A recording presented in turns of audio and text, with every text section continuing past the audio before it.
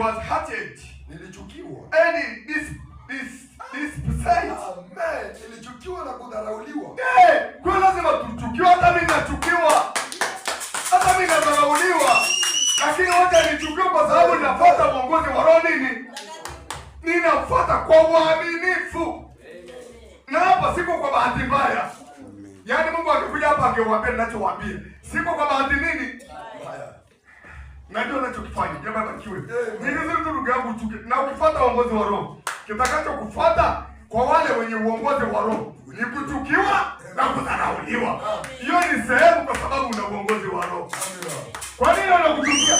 Wewe kama wao. Kwa nini wanakudharau? Ni kwa sababu wewe ufuati uweze kufanya mambo kama wao wanavyotaka.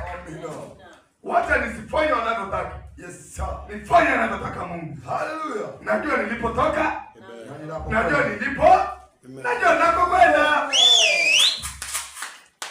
Okay. It was opposite. Nilichukiwa na kudharaulika na kudharauliwa lilikandamizwa. It was prescribed unto death. Liliteswa hata kufa. Na tuna watu leo sio wengine. Tuna watu leo wanatuchukia na kutudharau. Sema barikiwe.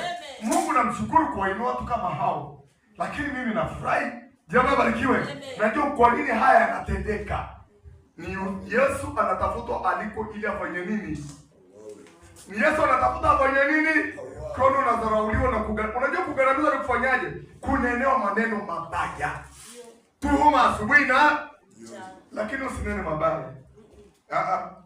Mti embe likipigwa jiwe alijui kurudisha jiwe, linajua kurudisha embe.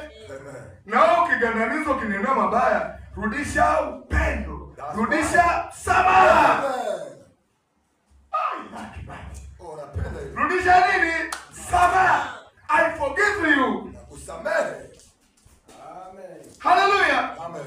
Wengine hawasamehi. Na Biblia kubwa wanabeba. Na kuimba wanaimba. Na hata kutoa special wanaweza. Lakini kusamehe wafanye nini? Usamehe. But it was true to God. Lakini nilikuwa aminifu kwa Mungu. Brother. Amen. Hebu kosa yote.